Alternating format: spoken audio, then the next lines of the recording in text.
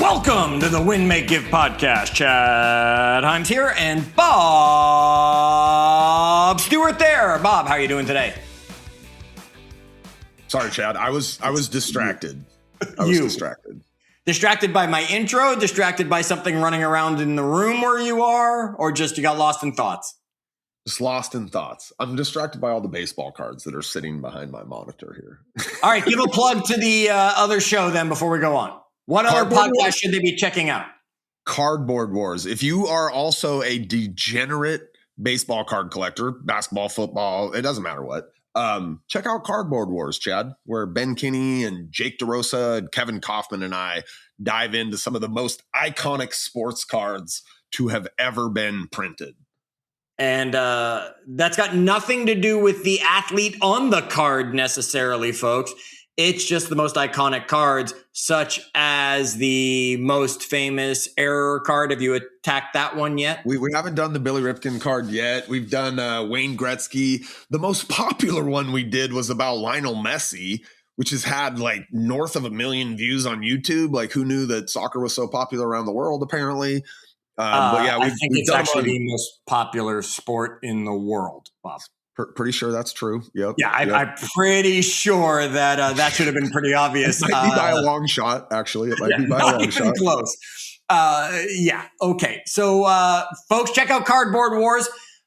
Listen to those degenerates go on about their baseball and all sport card collecting. We've also got so many amazing podcasts in the Win, Make, Give world. Go to winmakegive.com where you can get a list of all of our podcasts. We keep adding some great podcasts, some great content from amazing people, including one called Achieve Your Apex, hosted by some guy with no hair.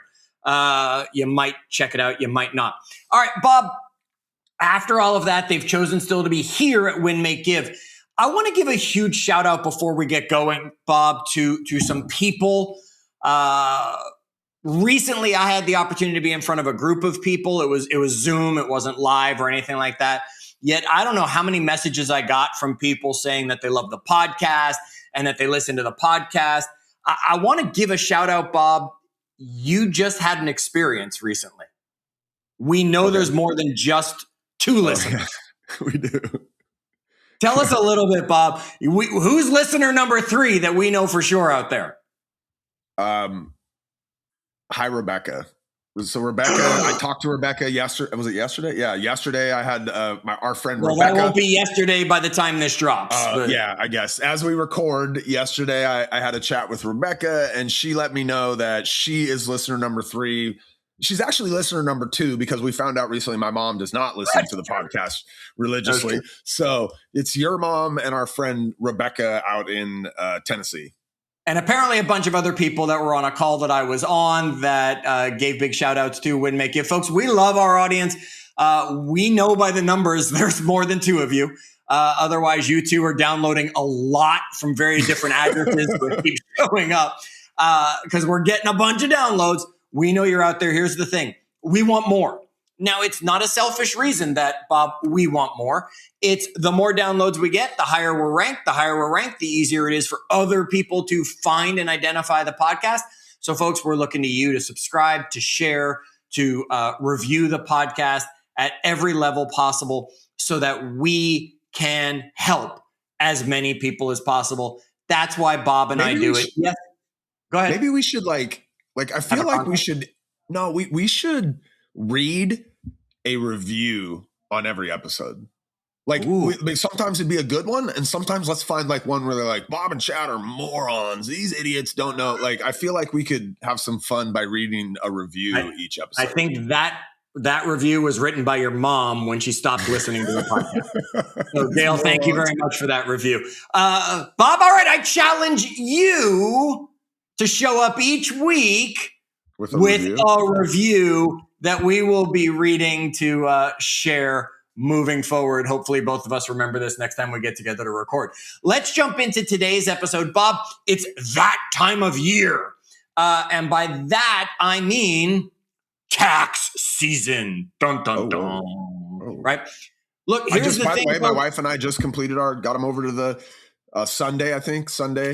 or maybe it was Saturday. No, it was Saturday, because when we sat down to do it, I'm like, are you sure you don't want to do, I'm a kick the can guy. I'm like, let's just do this tomorrow. Like, Saturday nights is not tax night. And she's like, we're doing this tonight. And so we got our taxes done on Saturday, over to the tax guy. Good. We already have filed completely and know how much money we are being given back. So very nice. We are looking for that. Folks, April 15th is not National Extension Day. It is tax day. You should be paying your taxes monthly or quarterly at least, and you should be on top of this. By the time you're hearing this, taxes will not be filed yet, except for those of you who are ahead of the curve like my wife is, which makes sure we get things done before February even came to an end. Folks, challenge you to get those done. And Bob, today we're going to talk about the hidden tax of distraction, which you look like you're experiencing at the moment. Well, I'm looking at our reviews. I'm trying to find a 1-star review that I can read right now on the podcast. All right. Well, we'll save it for the end of the episode. We'll give you through the episode. Yeah, Bob is distracted because, and earlier today, which is why this is the topic we're talking about, Bob, I answered you in a text. It was actually quite funny. You sent me a text. I sent you a text saying, hey, I'll get back to you. I'm in the middle of being on a Zoom. To which Bob Stewart, you actually said, are you multitasking? Because that's not a thing, right? Pay attention to what you're doing. And you sounded a lot like me. And both of us just started cracking up. You made yourself laugh. I was laughing on this side. People on the Zoom were saying, so what's so funny all of a sudden, Chad? As I started laughing. By the way, I'm easily amused. I amuse myself all day long. My wife amuses me the other half of the day. Like, I'm easily amused. So we get that about you, Bob. Shiny object, red laser pointer, just like my cat. Bob is highly amused and entertained. Yet let's talk, Bob, about the hidden tax of distraction, getting right into this with the silent killer of momentum. And we talked about this a little bit on our last episode. We've talked about this on a lot of episodes, and that is having inconsistent standards. Bob, you don't have a motivation problem. You have a standards problem. What do you hear when I say that? Oh, man.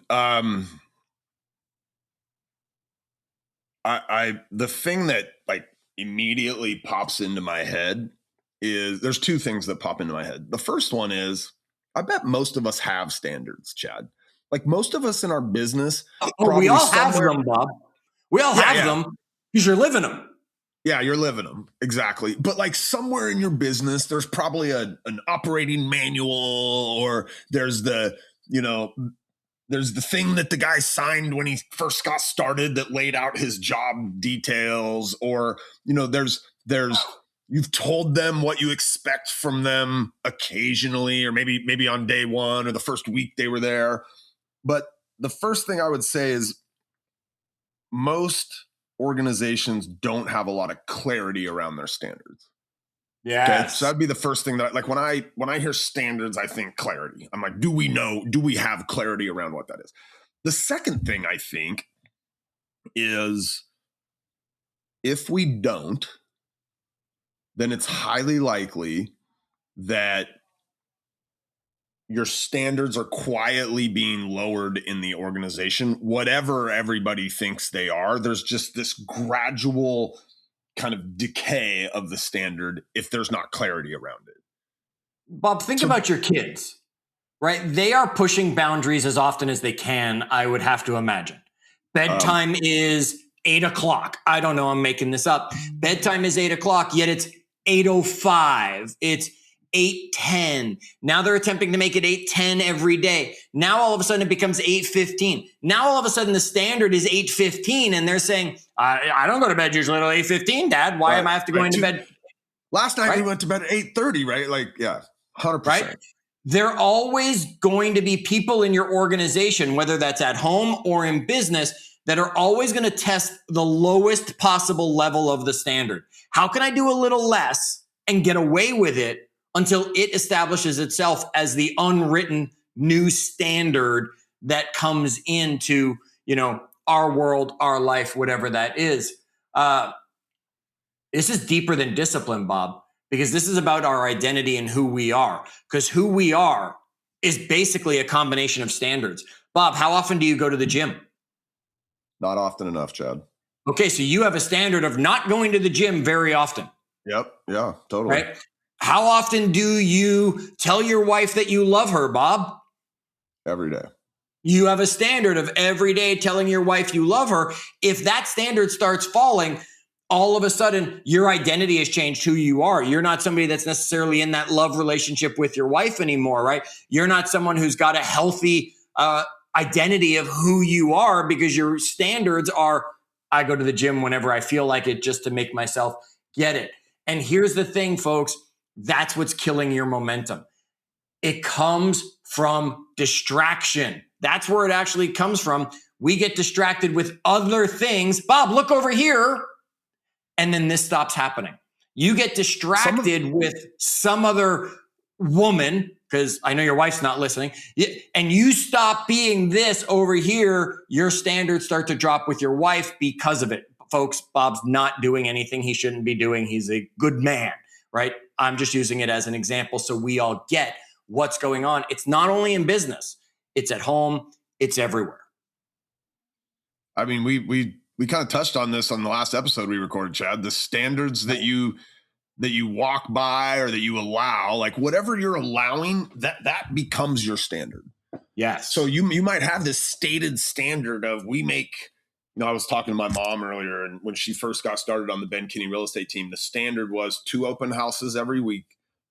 And they have a standard like until an agent's in production and they believe that agent's capable of making their own decisions about what they should be doing, right? They have a certain level of production, but in the beginning it was 150 dials every day and 2 open houses a week. Like that's the standard, right? And that could be the standard on your team. But what I would say to you is like, as you look around, right, and you're allowing people to get distracted from the standard, Chad, they stop doing it. Now they just did 1 open house and they only made 100 dials this week, right? And you allow that, your new standard will quickly become 100 dials and 1 open house, right? Because you're distracted from holding them to the standard.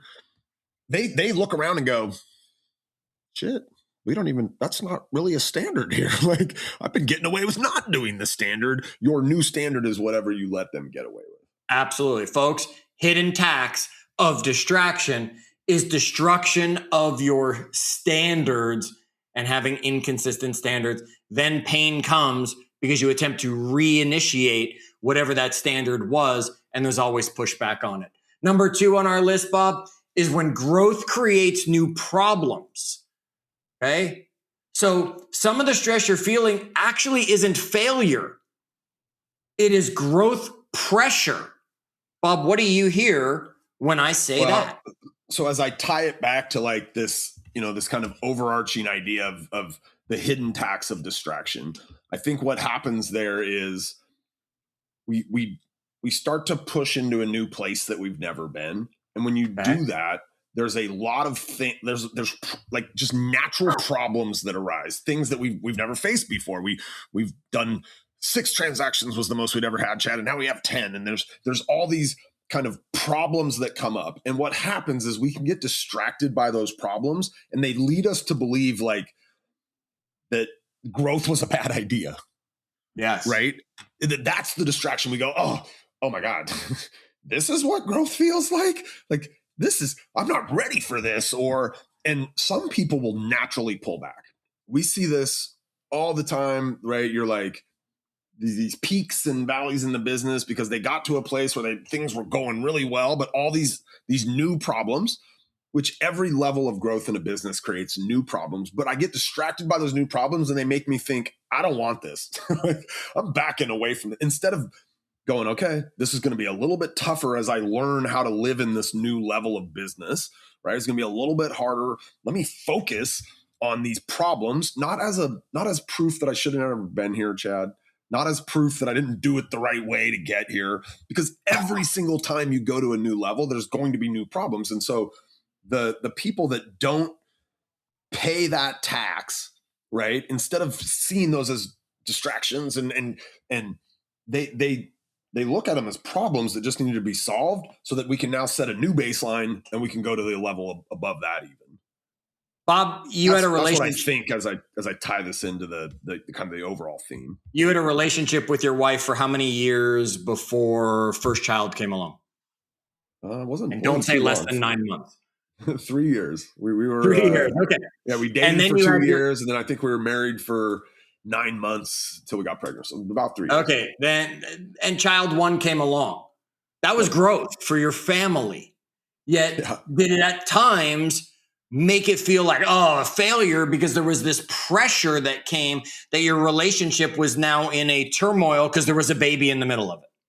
100%. Like I think I don't know, maybe there's very different humans than I out there that would say like, nope, it was just smooth sailing right into that first kid. And no, yeah, there was a lot. And then when the second kid came along and you grew your family even more, because that's something you chose and wanted, did it become even more of growth pressure? Because one kid, it's 2-on-1. Mom and dad got it, right? 2 kids, now it's man on man, as they say. You each got to take a kid when it changes everything, doesn't it? When we make more money, in theory, we pay more taxes.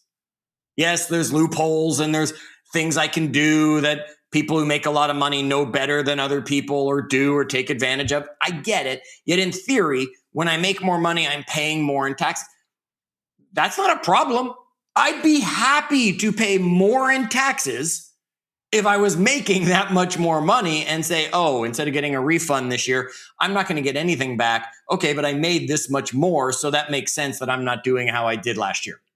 Here, I have one. This is growth, right? That feels like a failure because we look to the negative and all it is growth pressure that comes along. Don't allow the distraction. I see this one from time to time, Chad. Somebody's looking to grow their team and they go and they hire a few people and those people come in and it creates friction with the people that were already there. Wait a minute. You just hired somebody that also sells houses in the area I do, right? And these frictions sometimes lead people to go, you know what? This isn't for me. I don't want a big team. I don't need this. But really it was just a lack of leadership in introducing that person into the team. It was a lack of leadership. And like, sometimes they'll go, well, how come he doesn't have to do the standard? And you're like, well, that guy sells 10 houses a month. He's our top person. And in our world, you earn the right to operate your business however you want when you become the top agent, right? So there's growth always creates new problems. The tax is when you get distracted by them to the point that you're like, I don't want to grow anymore. I don't want to do this anymore. I don't want to face that next challenge again. And super common. I think if we, be honest with ourselves, there's many times when we've done this. I've done this. And I can remember going from 10 agents to 100 agents in our real estate brokerage in like 3 months. And halfway through that process, I was like, this sucks. I don't want to do this. I'm done doing this. Luckily I had partners around me that were like, nope, we're doing this. And I get this is hard, but like, let's go figure out the system that's going to make this easier. Right. So, this is a real world thing that happens, Chad. We start to grow, we get distracted by the problems and we go, this isn't for me. No, every level of growth has those problems. It's a new set of problems to solve, set that next foundation, go to the next level. Okay, Bob, you don't need more information. You need fewer decisions.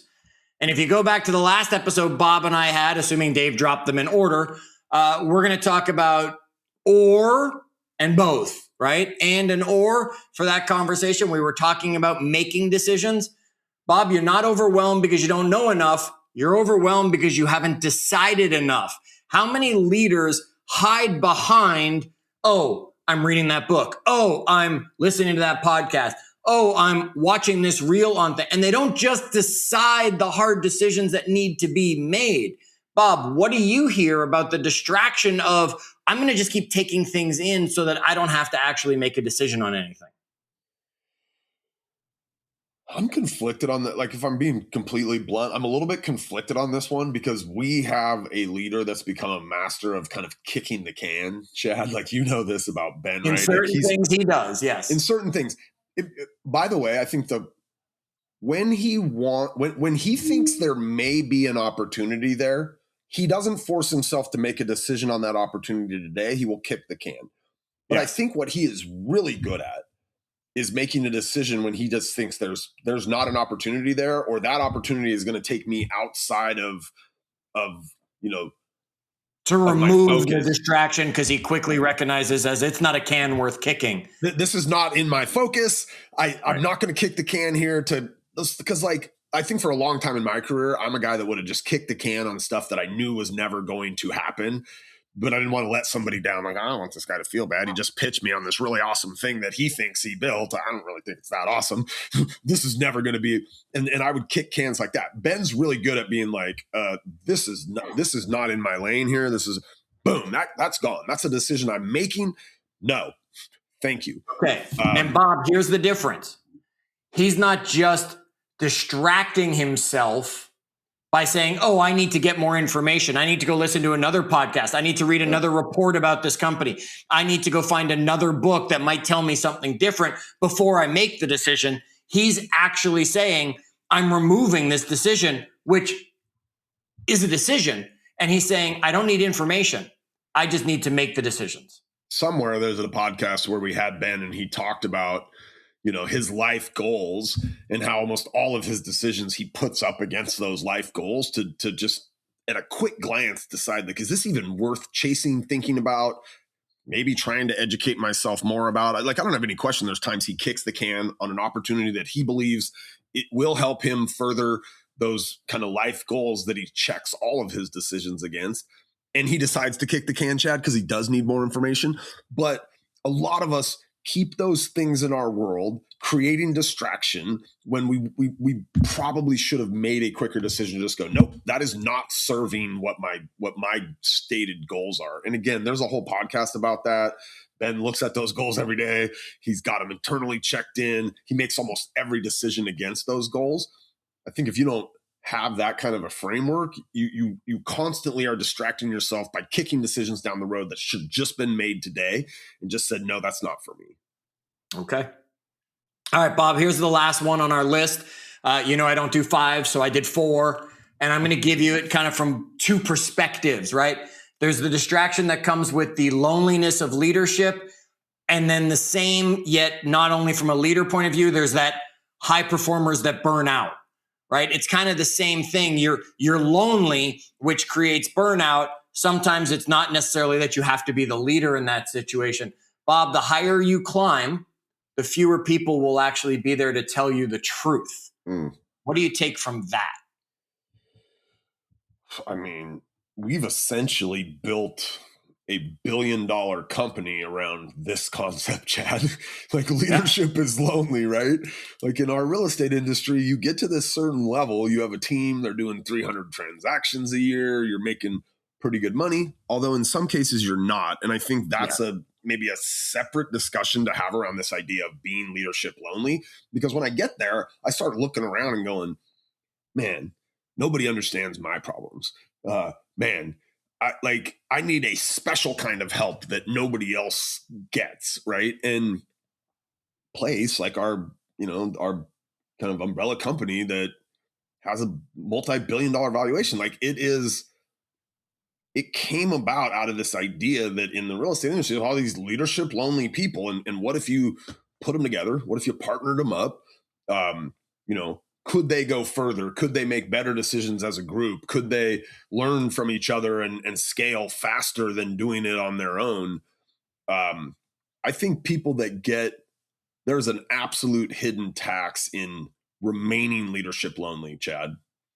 Like, you spend so much time because you've taken this thing as, most of the people that have these big businesses, they've taken them just about as far as they can by the time they start to feel leadership lonely. Right? Like, and look, plenty of people continue to push, but as you get higher and bigger and less people understand, like, kind of how you got there, right? And you're becoming more and more isolated as that leader, it gets harder and harder to push that business higher, if that makes sense, right? Just the more isolated you become as a leader, where nobody's really doing around you what you're doing, it becomes harder to do it do it better or do it higher at a higher level. So Okay. I think one of Ben's great superpowers, if I had to nail it all the way down to one superpower, is his ability to tell people the truth. And he's such, he's grown $1 billion business. Most, none of the rest of the partners that we have grown a business that big. And he's willing to tell them all the truth about how to get through these different levels that he's been at. Right. Here's the danger in this, though, especially in our industry. And this may be in other industries, Chad. I just have to assume it is. In our industry, a lot of people get given a stage or a platform from which to preach their message. And in our industry, it's dangerous because you don't know at the very end of the day how much money these people bring home and put in their bank account. Chad, we can see how many houses they sell. We know this guy sold 700 houses. But one of the things we've learned in the last 5 years, partnering with some of the biggest businesses in real estate, is some of them sell a lot, but they don't put a lot in their bank account. And the dangers of being lonely in leadership and then starting to look around, right, is you could get distracted by advice from people that might look like they're where you want to go, but they don't have the business you want to have.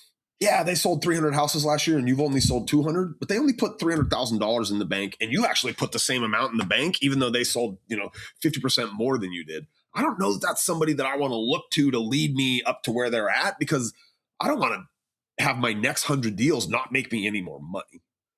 And so, you do have to be careful as you go look to come away from being leadership lonely, that you're attaching yourself to the right type of an environment, right? Or the right mentors or people to make you less leadership lonely. You need to not be, but be careful how you execute it. What my takeaway is from what Bob just said, we need a whole episode on lonely leadership, Bob, because there's a lot we can dive into on that topic alone. Folks, we're talking the hidden tax of distraction. We were talking about things like having inconsistent standards, talking about how growth actually can feel like it's creating problems through growth pressure. We talked about not needing more information, just needing fewer decisions. So we stop distracting ourselves. We talked about loneliness of leadership and how we get distracted in that opportunity sometimes, which becomes a tax upon ourselves emotionally, on our families, and on our business. Bob, any last things you want to throw in on just putting you on the spot, the thought of the hidden tax of distraction that we're dealing with? Sorry, I'm distracted. So no, you are distracted. I don't have anything. I'm going to read this. I'm scrolling through reviews. By the way, thank you to lots of the people out there listening. It's been really hard to find anything less than a 4-star. Like, we love them. There's some in here because at the very top you can kind of see like there's a couple 1 or 2s. It's just going to take me a while to find them. So as I'm Bob, scrolling do you think people are just mistaken and they think like number 1 and that's good, so 5 is bad, or do we think? I don't know. I'll have to find the actual 1 stars, and I'll let you know if they were mistaken or not. I doubt it. I doubt it. All right, so we're gonna start this trend, folks. We want your review, so go leave one. Maybe it's one Bob picks and reads. Bob Stewart with today's review of the Win, Make, Give podcast. So this is a shout out to the Wealth Series. Anybody listening today that's never gone through the Wealth Series, go back, winmakegive.com/wealth, and go do the Wealth Series. But this is this one says, this podcast taught me a lot and really informed future decisions for me. I did this, and this person's talking about the Wealth Series, with my grandma and cousins, and it was very insightful. I'm very glad this was out. It was very organized. It kept me focused and engaged the whole time. Signed, Kellen Stewart, my son, Chad. That's my son. He did the Wealth Series with my mom, Gail. And the funny thing is, the one right below it is my niece, Ava, who left her little review for us as well. So Shout out to my son, Kellen, who's down in college in San Diego, and my niece, Ava, who's up going through nursing school in the Bellingham area. Love you guys.